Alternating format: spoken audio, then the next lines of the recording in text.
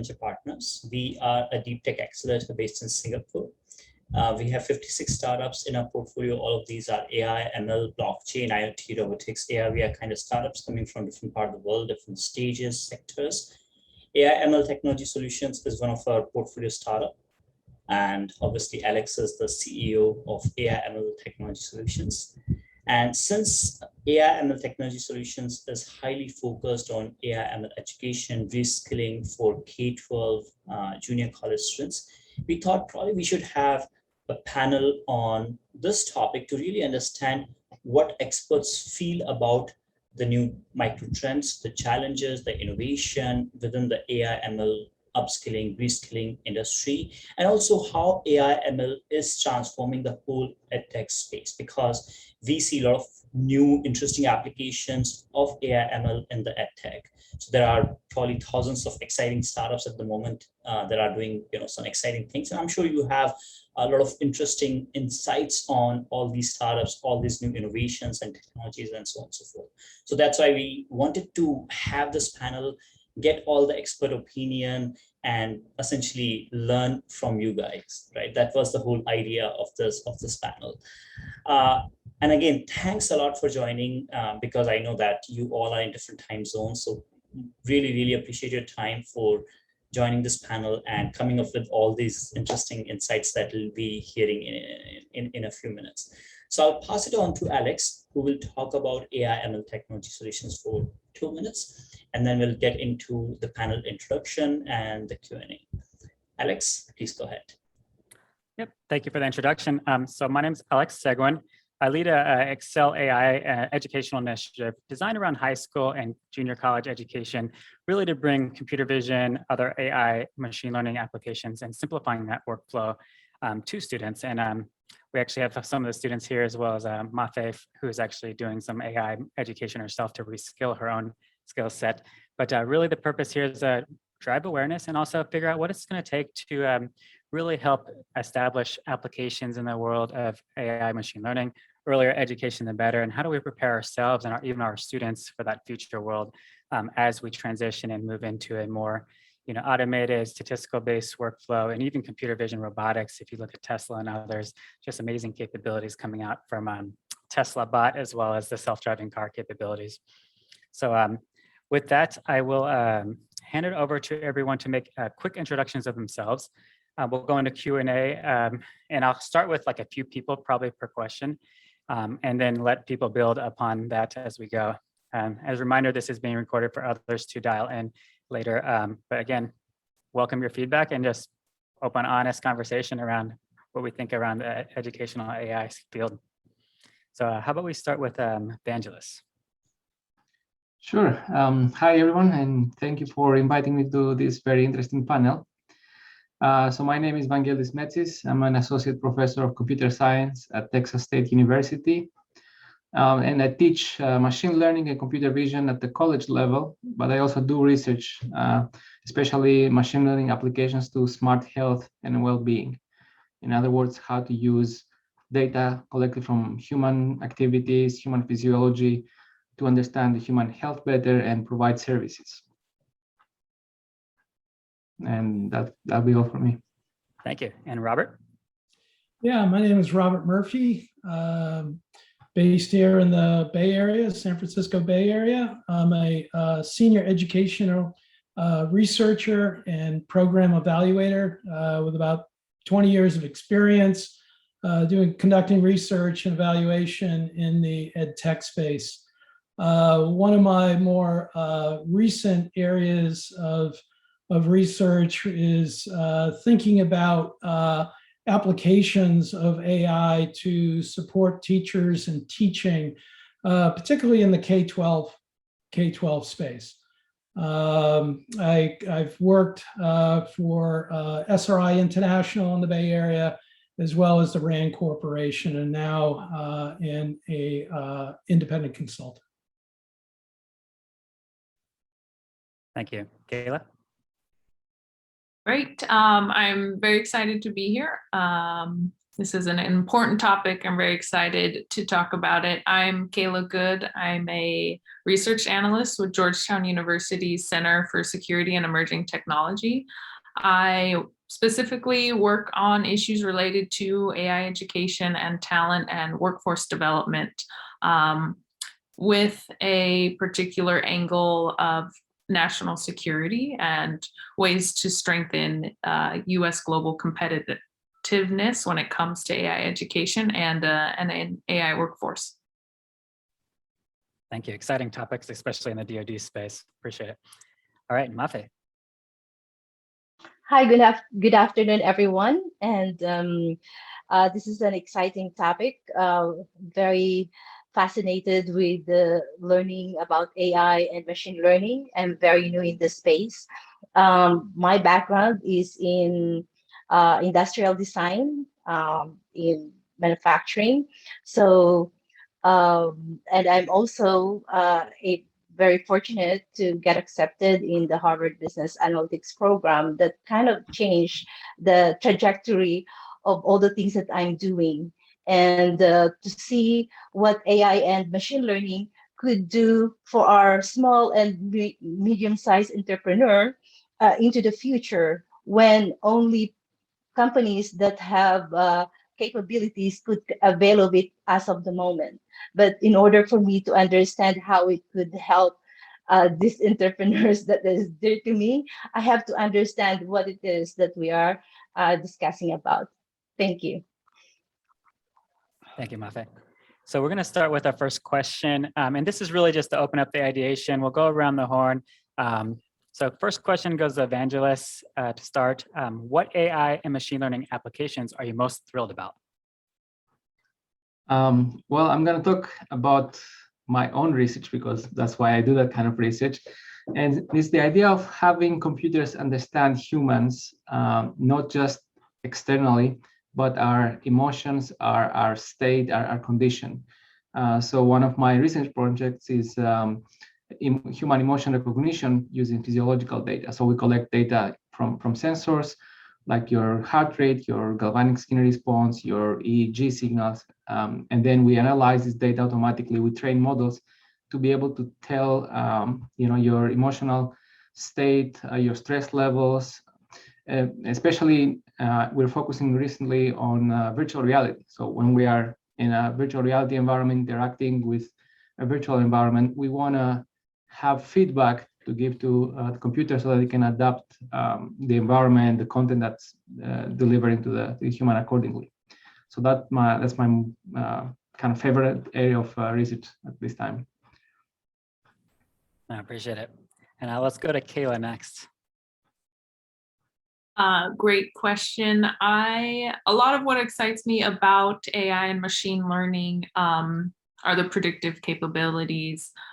That's fairly obvious for a number of reasons, but for me, I think there's enormous potential there when it comes to helping and intervening for people who need help before they know they need it. I know there's a lot of these types of applications in the health sectors, but I also think about education as well. If there are AI applications that can help and assess how a student is learning and determine at what point an intervention is needed and what kind and what type to help a student learn better, perform better, I think that can be an enormously powerful tool, that predictive capability and intervention to help people get to places they didn't know they needed a boost to get there.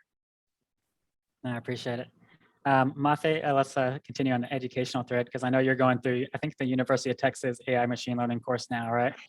Yes, and right now I could not really pick which one is my favorite just of yet, but I'm very fascinated of what it is, and also with a lot of question as to how could it help in the future in real estate, which is one of my passion, and also of course in education, and how can we involve the students and people who doesn't have access even with internet.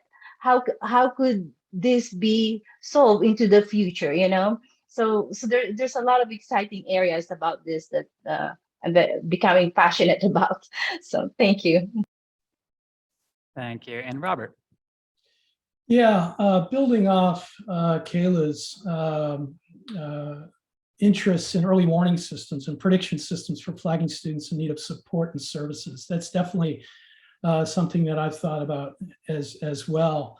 I focus on applications that support teachers in teaching, right? And so some of the things I've thought about is sort of speech recognition and diagnostic software that might be employed by English language learning apps, but also apps for that support the early identification of speech, language, and hearing disorders within the school environment.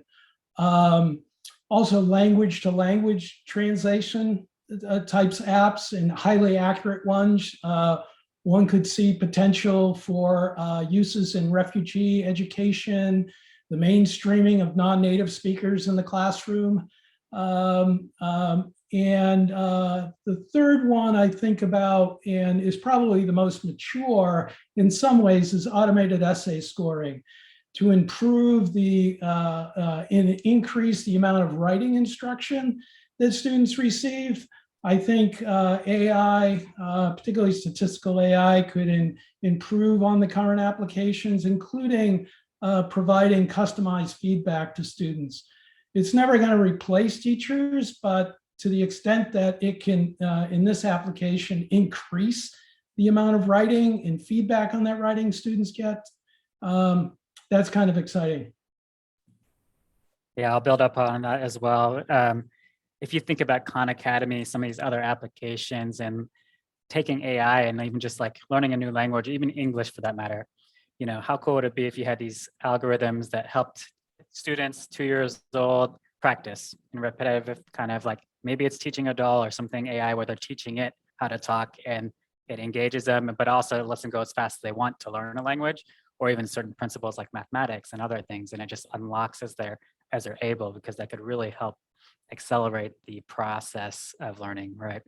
And just looking at some of these high schools now, it's very interesting. The students can definitely pick up even computer vision basics, right? And so how important would it be if we could teach audio recognition, machine learning, computer vision, some other elements, and just like show them that, hey, you could do this in 5th grade, 6th grade, and then advance from there where they become masters over time. And it's not something you have to be a computer science major for, but how exciting would that be? All right. Okay, go ahead, Pankaj. Just a moment. So I'm sure that we may have some interesting insights from the audience as well. So please be completely open. Feel free to raise your hand, unmute yourself, express your opinion. You may also use chat option to type your insights there or questions there. So please let's make it very interactive. Okay. Thanks a lot. Please. Yeah, and feel free to ask other questions that we don't have necessarily planned as well. So we do have a pretty diverse mix from all over the country, just speaking about their passions around AI. All right, we're going to go into the second question. What is a perception of AI education within the college and the workplace? So let's start with Mafe and then Vangelis, and just open it up from there. Well, I'm kind of an outlier, I guess. When I didn't know, I didn't know much about it until I get into the business analytics program, and which kind of opened my eyes quite quickly, prior to that, my perception of what I'm doing was industry 2.0 mentality, where it's a regular manufacturing and kind of thinking our way through that machine learning, that there is industry 4.0, and this is what it could do, how it could maximize our resources, kind of awakened me and kind of had strike interest in me to pursue more, because there are other areas that it could affect, and which is affecting social issues and all this. And so my desire to learn just kind of spearheaded from there. Angelus. Okay, so yeah, so I think there is a kind of a tension between the benefits of AI and the negative effects, I think, and people are still not clear about those. AI could help us do the mundane tasks, the things that we don't like to do as humans, and then we as humans can turn into doing more creative stuff, learn more things, have more time for things that we like.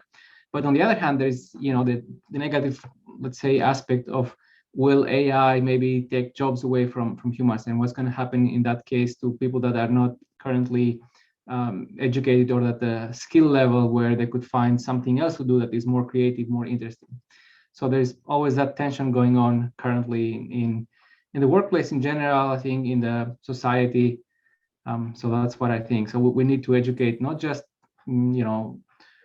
college students, but the general society a little bit more about what AI is. Yeah, very good point. I mean, a lot of Hollywood effects from Terminator and other movies. Exactly. So anyone else want to comment on that as far as what they've done?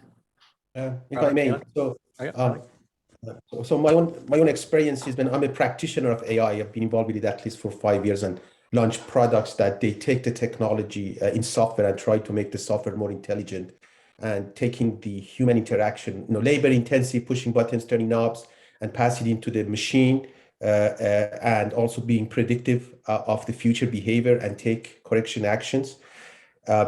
That's an augmented intelligence. That's another area of work. But the joke I have, that I actually have two. I'm a bad joke teller, but I always tell jokes. One is that the word AI is being used, overused and abused. And there is a really misunderstanding of what AI can do and cannot do. The other things that there are two groups of people, those who don't understand AI and those who don't know that they don't understand AI. So there is a lot of misconception in the, I'm in the Silicon Valley, so I'm involved mostly with this environment, which by itself is kind of its own cocoon.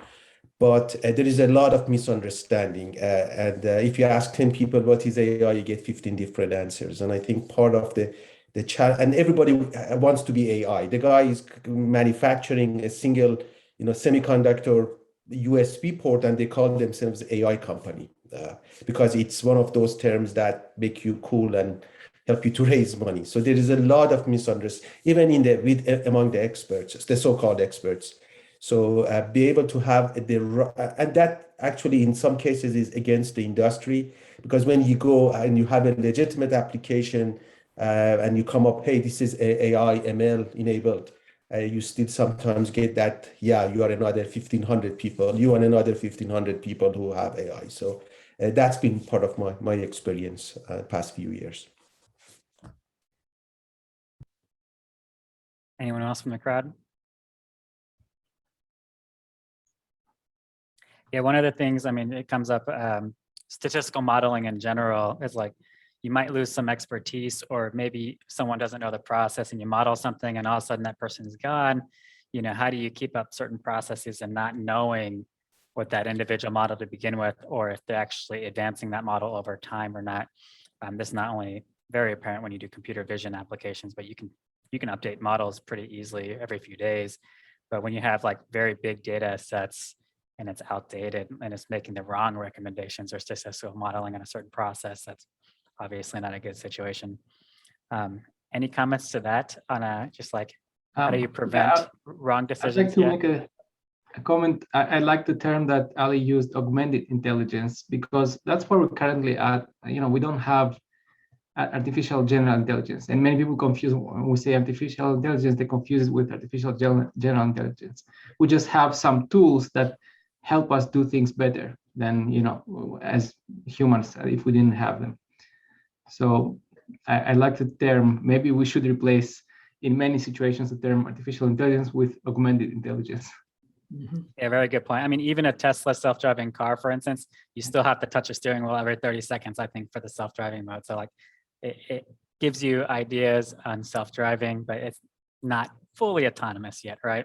I think there's going to be a human plus AI merge of a world, and once that's proven out, we might go to full autonomous on a lot of applications, but I think we're far from it, right? All right, good responses. Thank you, everyone. All right, I'm going to go into another question. What kind of challenges do you see with adoption of AI-powered tools in and out of schools? Let's go with Robert, then let's Kayla.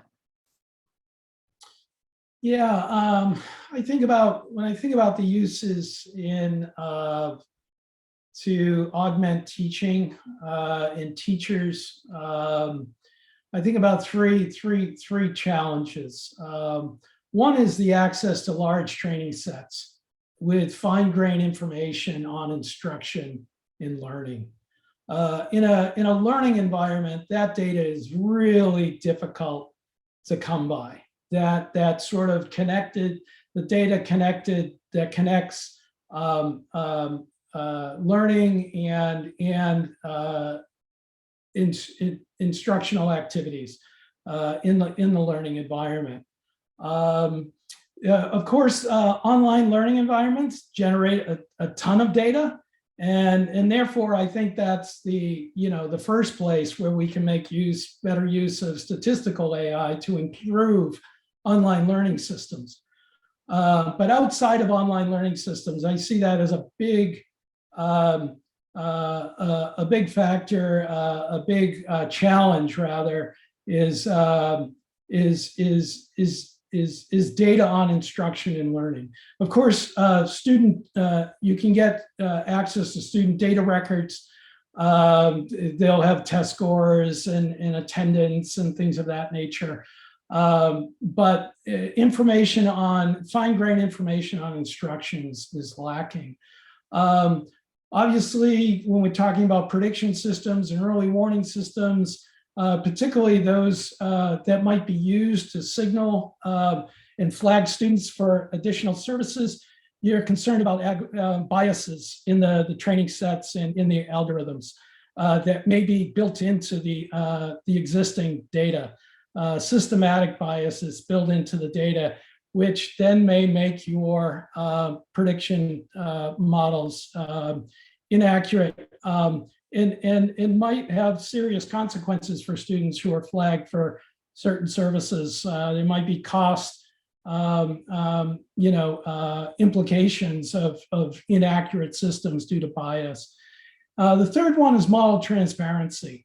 So in the large, complicated models, particularly when I think about early warning systems for predicting students who are struggling or in need of services, you really want to know what is the factor that's driving those predictions. So I think model transparency is going to be an important issue on those types of systems, where the outcomes of the systems might have real consequences for students. A very good point. Kayla, you want to add on to that? Just a little bit, but I think Robert covered it very comprehensively, and I agree with a lot of what he has said. I will add on the note on transparency.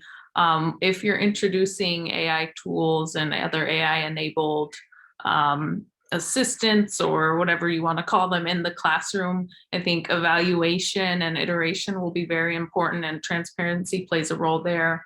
But you also want to make sure you kind of have some sort of infrastructure in place to track program outcomes, the use of that tool, to make sure there's some sort of reporting or data tracking to show if it's effective or not. And if it is in fact helping students and teachers in the classroom, I think that will be very, very important, especially since there is so much hype and misunderstanding when it comes to talking about AI and what it can or cannot do. So I think that will be very, very important. Mafe, you want to comment?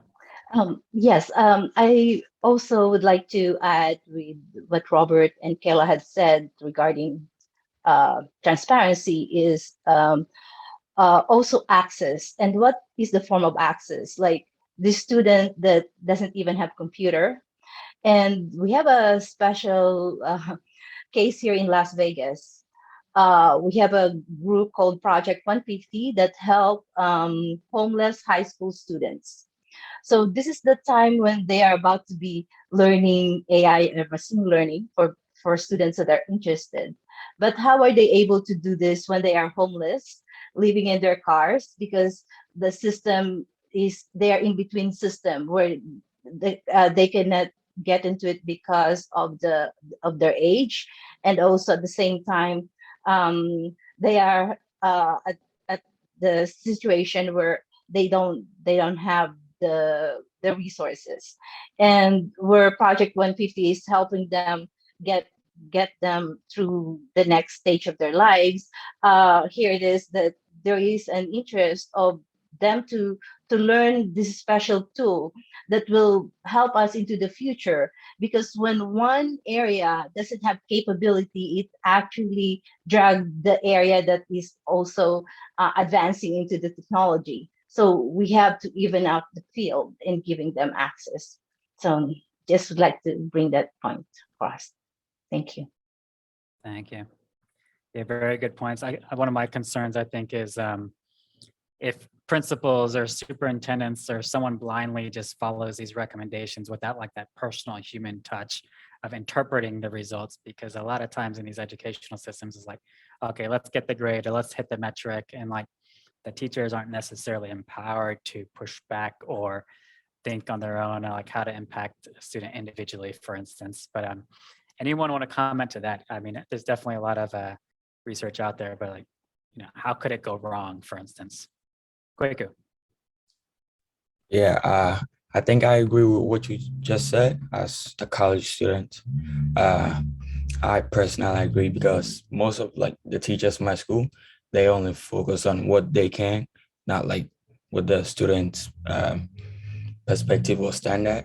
And especially when they're using like different, since we are online, when they're using different platforms like Python Anywhere, like they don't really think of the student and the availability to the website or the what's the name, the app that they use. So yeah. Right.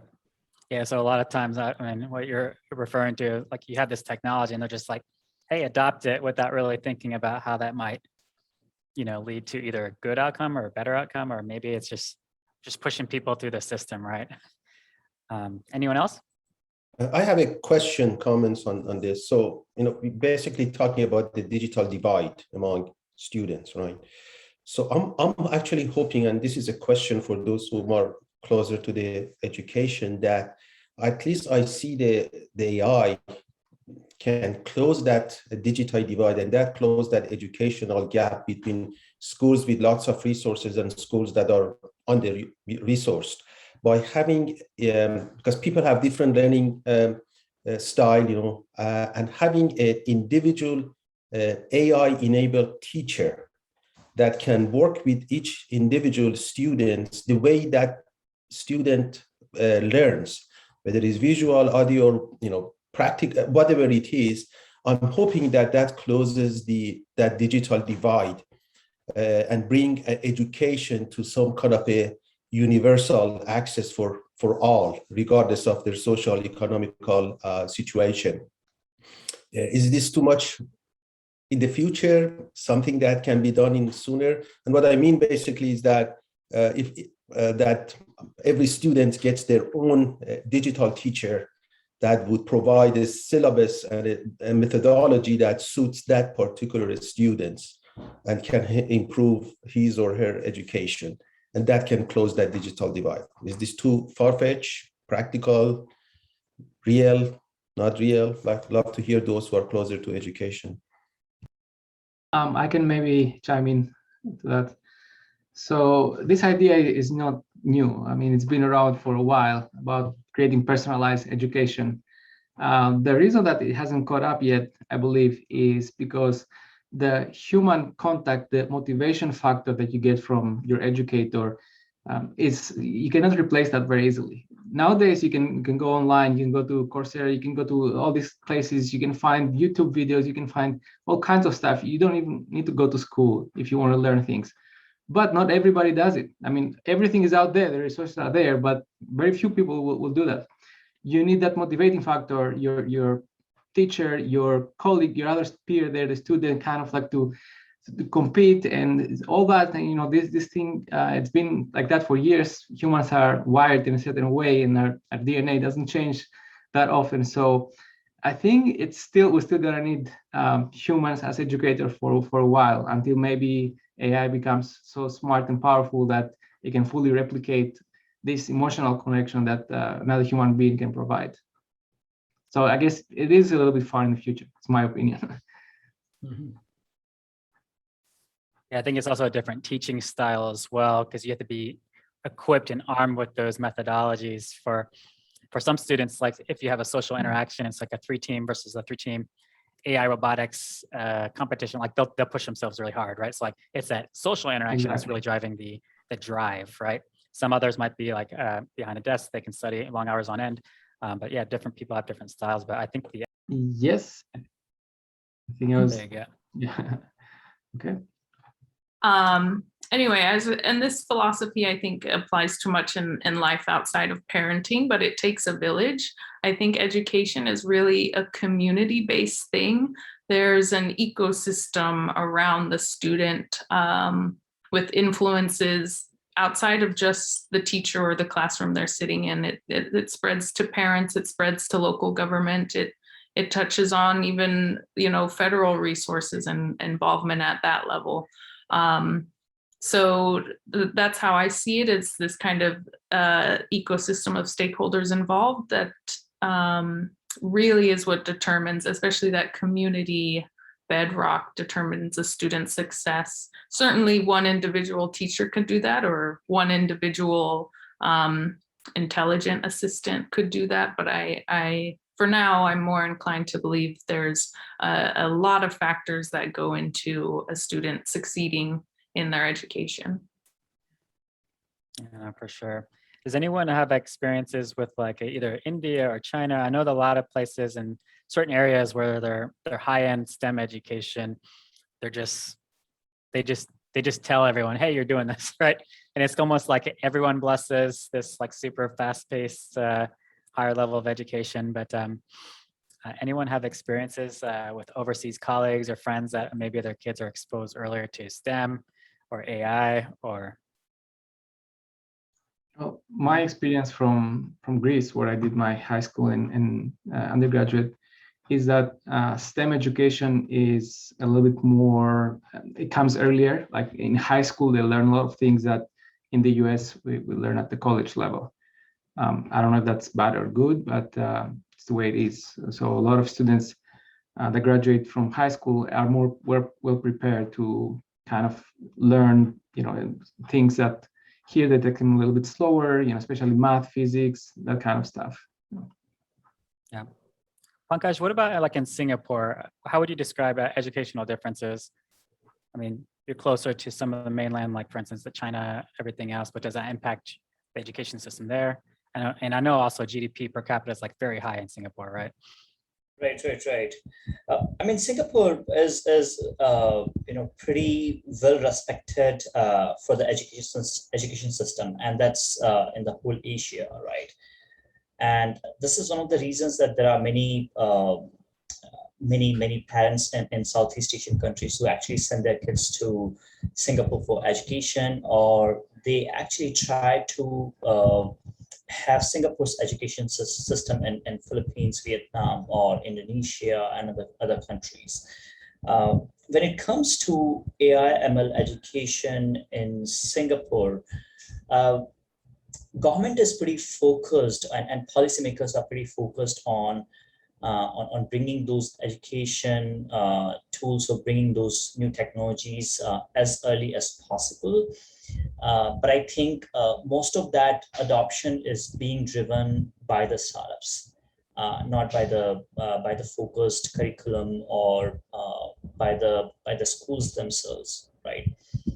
So startups are definitely driving a lot of that adoption and transformation within the education system. So yeah, that's about Singapore. But obviously, since I also come from India, I keep a close eye on India's edtech startup ecosystem as well, and that's definitely becoming really hot with all these new interesting startups trying to do various things with the education. They are introducing coding at the age of like 2, 3. They are introducing AI education at the age of 6, 7, 8. So it's just it's good, but it is also becoming really crazy. So and sometimes these tech startups are just doing all that crazy marketing, which is not probably so healthy. So it's obviously there are pros and cons of both of all these interesting startups, right? Yeah, there's definitely something there with the innovation of education and somehow spearing that from a U.S. standpoint, because I think we're so slow to adapt. And the other day I saw an article like Chinese versus U.S. It's like they just declared they won the AI game. I'm like, okay, give us a few years, but maybe so, right? I mean, if you look at the amount of unicorns or billion-dollar companies out in China, there's something like 18 or 20 that started up in the last 5 or 6 years. And but I think it's very important to realize like these are things and skill sets for the high-paying jobs that really will help establish yourself as a market leader and high-value positions, so that the more you learn early, the better you'll absorb and be long-term AI expert. And things are going just so fast, right? I mean, I'm monitoring the drone space right now as well, and it's like the amount of AI capabilities in that space and everyone who's just throwing lots of money at it. It's kind of crazy, right? All right. With that, I think I'm going to go to the next question. And again, for those online, feel free to ask some questions, put them down in the chat bar, and we'll go from there. We're going to do question 4 is going to be for AI machine learning. What is a preferred learning method for students, whether it be computer vision, acoustic machine learning, natural language processing, or even just like data analytics and big data? What do you guys think? So let's go. I think we got Robert and then Mafe. Yeah, I'm going to pass on this, Alex. I am not a AI education expert. I think about applications of AI in learning environments, but I'm not a computer science educator, or I have thoughts about sort of things policymakers can do to impact curriculum in the future, but I haven't really thought about sort of AI education. Well, how about this?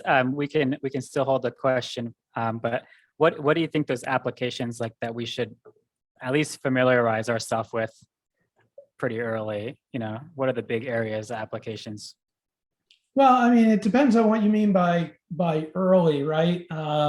You know, elementary school, middle school, high school. I mean, you know, when I think about, you know, I think just introducing data science and statistics earlier in the curriculum, and there's certainly room in the U.S. curriculum to do that. I think the new next generation science standards focus strongly, have a strong focus on analyzing and interpreting data.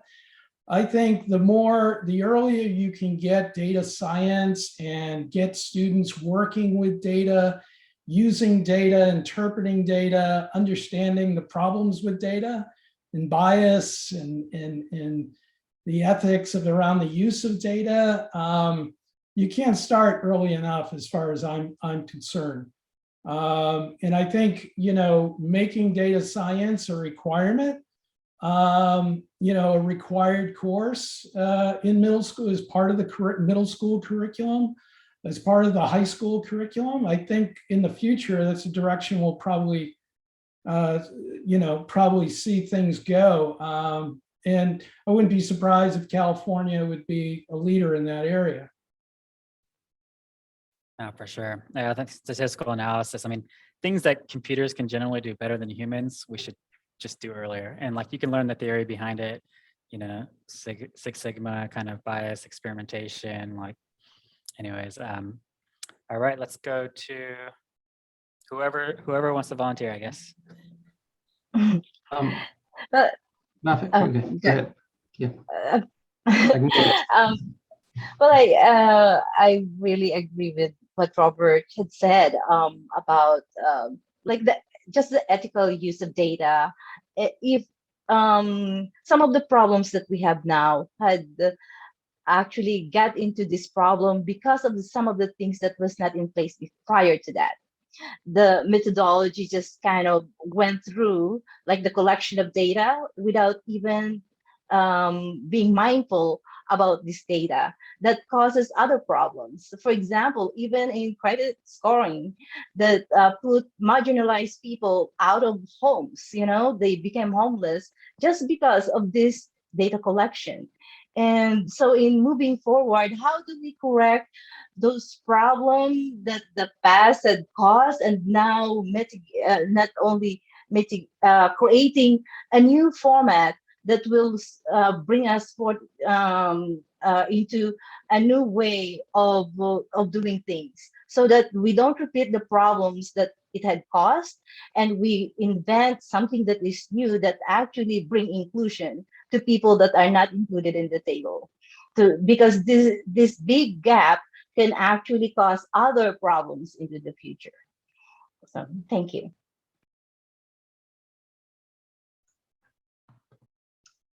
Yeah, some great points about the need to introduce data science and analytics early. And I would say the preferred method of learning is the method of the lowest barrier of entry. Basically, as humans, we understand video and images, we understand audio. We also have all these devices and gadgets these days, like our smartwatches, smartphones that can generate data from accelerometers, all these kinds of stuff.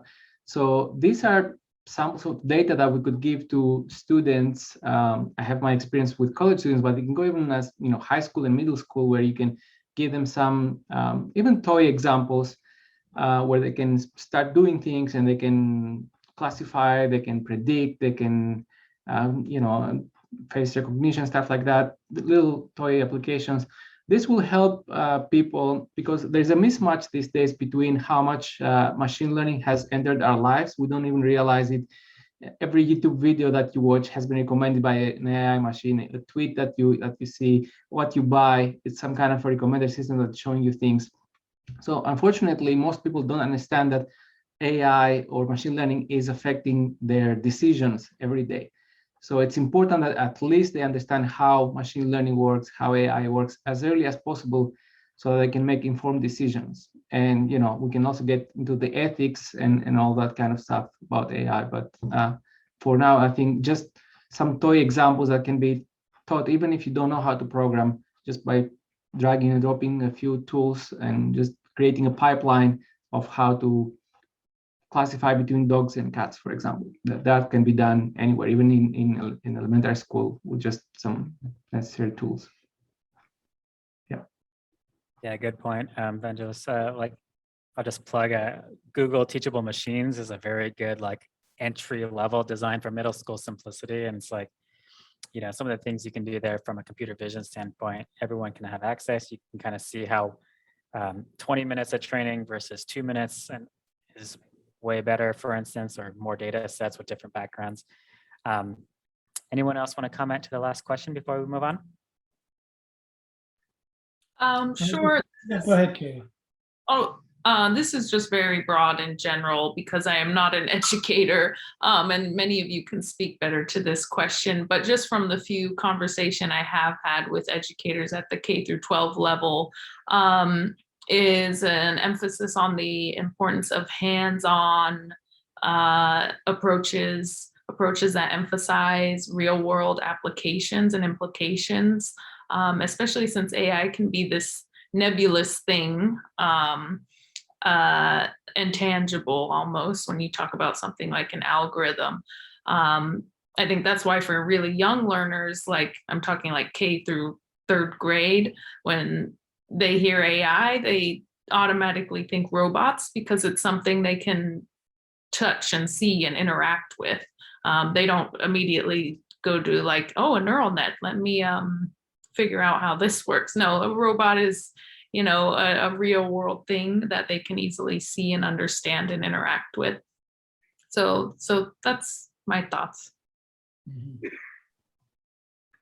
Robert? Yeah, I was just going to build off what Angelus was saying, that you know, having people understand how from a very early age how AI is impacting their lives all around them. You know, whether it's like your phone or things you're interacting with on your iPad in terms of what you're seeing, what's being put in front of you. I think the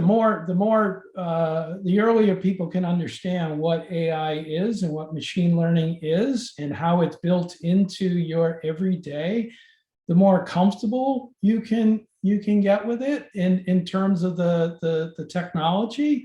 And then start introducing some of these other issues that you need to be aware of as the students get older, as the consequences become greater, and they can start to understand what an algorithm that's predicting credit risk or making hiring decisions, or even making medical diagnostic decisions, and what are the exciting possibilities and what are the challenges. I mean, there's a lot of very, very interesting examples out there.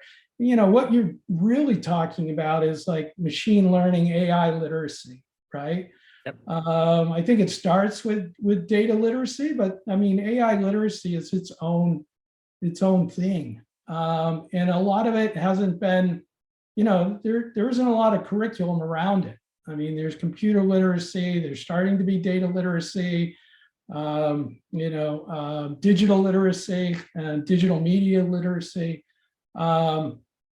But, you know, one could see more work being done in the AI literacy area as a particularly early in the early grades. So students, children can have an appreciation of the power and how it's embedded in just things around them. Yeah, I want to merge your thoughts as well as Kayla's, but there has to be some kind of way to get to a hands-on system that integrates and teaches you the basics over time. Like I joke around to some of the students in the high school level, like, what if everyone had an R2-D2 and it just got smarter and it can follow you around and do stuff around your house as you get older, and people build libraries for it and it just does more and more stuff. But like the concept of, you know, interacting and having this literacy, and you train something with voice maybe at first, and then you do computer vision, and it, you know, maybe there's thousands of people developing on this thing to make it smarter over time. But how do we get to teach the average person more? Because what's going to happen, I think, is things will take off pretty quick in like 3 or 4 years. And those who never jumped on the boat are going to be not only left behind, but like just won't have the language to understand. And it'll be very hard to catch up, right? And over time, I believe it'll get simpler as far as like interactions. Right now, everything's still based on Python and like a strong computer science background, and things are getting simpler, but definitely not to the point where it's a UI that's as refined as an Android or iOS app, right? Mm-hmm. Any further comments before we go to policy highlights? All right. I'm going to post a next question. How can policymakers help highlight the importance of AI ML education? We'll go to Robert, Kayla, and then whoever else wants to join. Yeah, I think I've hit on this earlier when I mentioned when I think of policymakers, I'm thinking of state education leaders and the people making decisions around, at least in public schools, what is going to what should be learned, and in terms of STEM and STEM skills at what age levels. An example of this is, again, the next generation science standards adopted by 20 states, clearly outlines what students should know and be able to do at each of the grade levels, and what are the key sort of the key skills. And so I think, you know, and that's in places like California, that's driving STEM education, the next generation science standards, particularly science education. So the extent to which state education leaders include and add machine learning, data science capabilities into the required curriculum. Otherwise, I think it's going to be, hit or miss. And when that's the case, even when you do have uniform standards, you're still going to have equity issues. But we can talk about that next when we get to the next question. But I think standards, having a requirement in the state curriculum is one avenue that policymakers could take. Thank you, Robert. Kayla, anything to add? That's a great point. This is a perfect question because my colleagues and I over at CSET actually just published a report on policy recommendations to strengthen and sustain AI talent and workforce pipelines. So a lot of it is what Robert said, the nature of the US education system is decentralized. So states oversee their own education systems, and sometimes there's huge disparities in what that education governance looks like. So when it comes to AI related programs, there needs to be some mechanism to facilitate, rigorous AI programs, evaluations, sharing best practices among states, training and equipping educators, no matter what state they're in, and scaling that so that it works for all states and for all students. Another one I'll add, I think this is very important, is for policymakers to look at traditionally overlooked areas of education in the United States, such as community colleges, junior colleges, just alternative pathways to certifications or micro-credentials or community college transfer to four-year college. These are all ways that non-traditional learners could get into computer science or AI related degrees. That's just not traditional and doesn't get as much attention, but there could be enormous potential there as well. Yeah, I'll open up to the crowd as well. But like you mentioned something that just really strikes me is it's like learning a language, and a lot of computer science even. If you could slowly go on a path of learning it in 10 years or 6 years, is that not better than trying to be an expert in 3 or 4? But we should have paths for experts and adults later on in life. Mafe, myself, I know Pushkar did a master's in AI machine learning. But like, how do we prepare those when they're ready to absorb that knowledge and want to learn the knowledge? Anyone? Ali, I know you might have comments on this one, but anyone else in the room want to comment? I'd like to add that policy, in terms of the policymakers in the United States, when they do these policies, they are some of them are behind, and I hope this is not moving forward, right? And because some of them doesn't even understand what AI and machine learning, and now they're going to do a policy.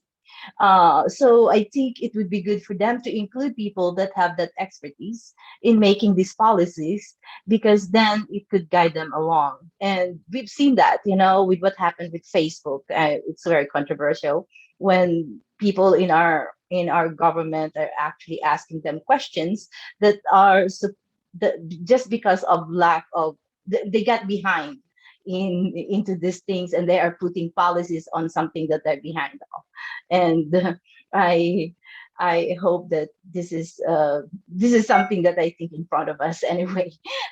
It's very difficult to talk about this kind of subject. It's sensitive, and at the same time, it's affecting not just the US but worldwide, right? So not just the policymakers here in the US, but also policymakers that's going to affect this kind of thought in moving forward into the future.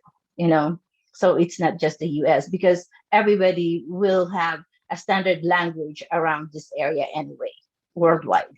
Thank you. Yeah, very good point. Ali? If I may add, actually 60 Minutes a couple of years ago had this program about comparing US and China on the technology. And one of the Chinese officials mentioned something very interesting. He said, in the US, most of the politicians, the policymakers are lawyers, they're non-technical. While in China, most of them are engineers and technical people. And he attributed, I'm not saying he was right or wrong, but he attributed part of this, at least the Chinese acceleration in technology, particularly on AI. I mean, if you look at AI, China is putting a lot of effort to be the #1 in the world, is that their leadership is technical. They understand technology. The US leadership mostly come from again, I'm not trying to be disrespectful to anybody's profession, but most of them are non-technical, lawyers and, from that background, who really technology is secondary. And if you look at some of the Senate hearings, when they talk about the social media, it was obvious none of those guys ever be on Facebook or Instagram or any of those things. And I think that's a challenge for the US, that the policymakers really don't have that intimacy with technology. And the law is always behind the advancement of technology, and that's going to hurt us long term. Yeah, very good point. I mean, in some countries, they'll find the best person to advise them as well, right? So China leaders, a lot of other countries will find the best people, and instead of in some cases, I think our policy thinks they're better than the technical folks. Even in Germany, Angela Merkel, who just retired after 16 years, she was a scientist, a PhD scientist. We don't get that quality here in the States, unfortunately. For sure. All right, I'm going to go into the last question. We have a few more minutes. Feel free to stay on if you do have time. But Vangelis, I think we're going to end this last one and then let it open up. So what kind of infrastructure do we think is required to be successful? And we kind of mentioned some elements of it. I know you definitely have strong opinions in this space, as you are, at a, college, university level. Yeah, so I think the most important infrastructure is human capital, training educators so they can train students.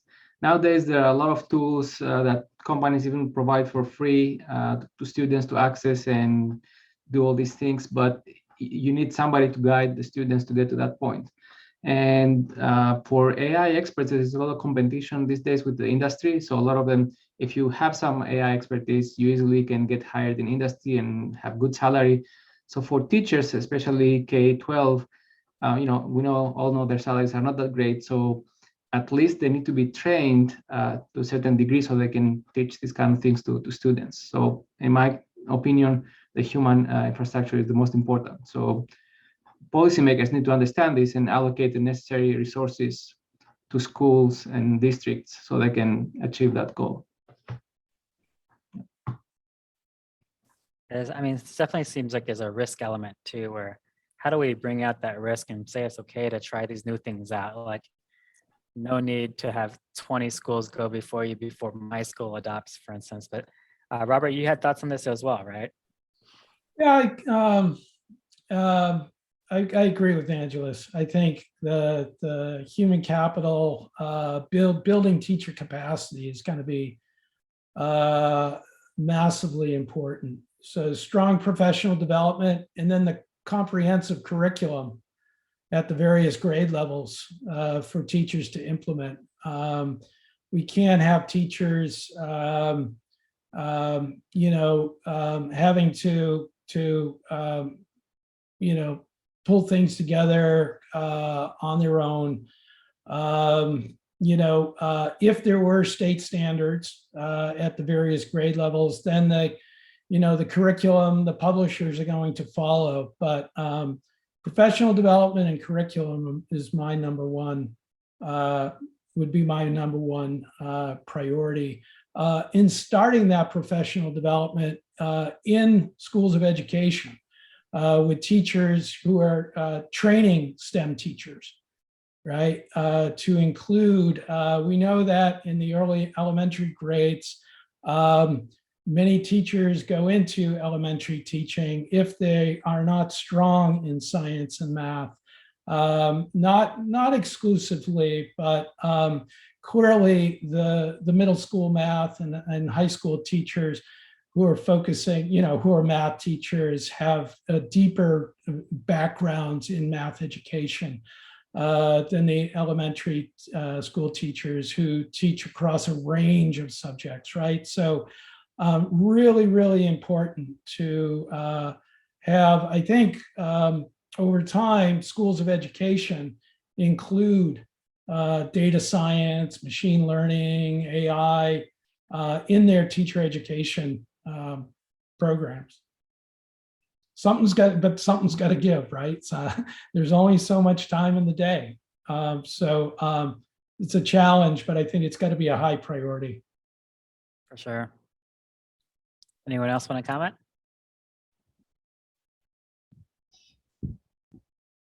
I think I know you have lots of thoughts. Mafe, or who's?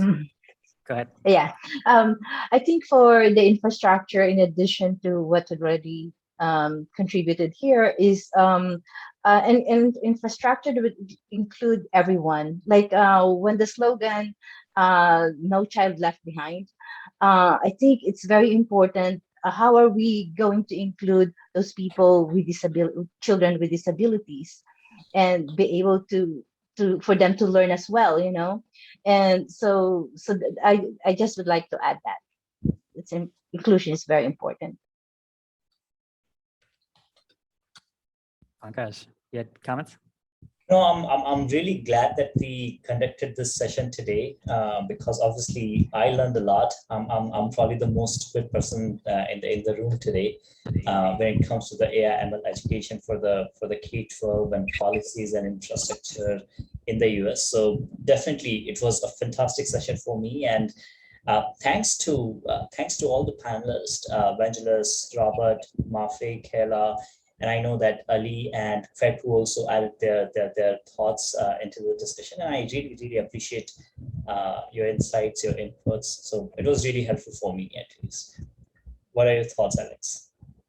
No, I just want to say thanks as well. I mean, this is going to be a team effort. I think, the more we can think globally, like my mom's from Cambodia, for instance, and my sisters have kids out in El Paso. And I just worry for their education on the AI front, because I know if I don't probably teach them, they're not going to learn it from their teachers. So how do we demystify as a global society and just say, here's some early tools, start your journey early, be curious, right? Because the more you know early, the more you're going to be able to keep up with the advances as things like the Tesla humanoid robot come out, for instance. But definitely some interesting applications out there. But to everyone's point earlier, very far away from being 100% autonomous in a lot of areas. But, the more we start early, the better. So I think it's just a big team effort and heavy lift. And the more we can raise awareness as a society, the better. So appreciate it. But that's all I had. And my request to everybody, let's reconnect later, probably in a week or so, because I'm sure that there are a lot of things that we could do together if we have the similar kind of passions and common love. So yeah, let's reconnect.